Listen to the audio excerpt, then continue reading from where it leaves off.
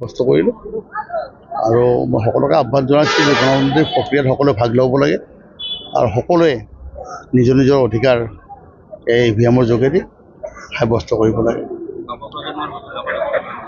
আৰু নিশ্চিতভাৱে মোৰ ছোৱালীজনী প্ৰথমবাৰ ভোট দিছে, তাই বিৰাট সুখী। তাই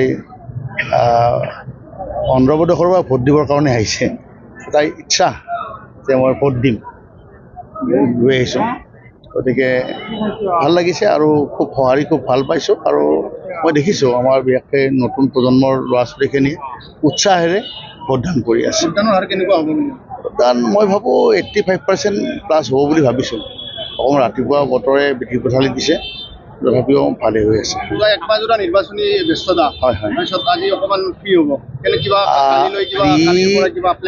প্লেনিং বুলি নহয়, অলপ ধৰক নিৰ্বাচন এটা হৈ যোৱাৰ পিছত বহুত কৰণীয় থাকে, এই গোটেইবিলাক ঠিক কৰিব লাগিব।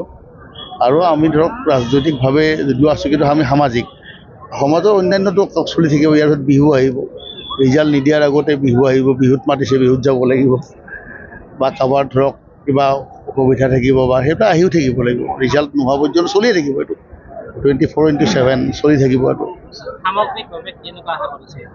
নিশ্চিতভাৱে আমি এই সমষ্টিটো আমি জয়লাভ কৰিমেই।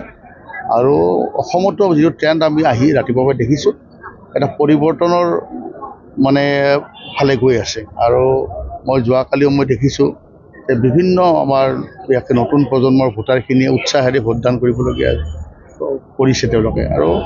আৰু আমি সেইকাৰণে আশা কৰিছোঁ যে নিশ্চিতভাৱে আমাৰ গৌৰৱ গগৈ ডাঙৰীয়াৰ নেতৃত্বত এখন বিৰোধী দলৰ চৰকাৰ হ'ব।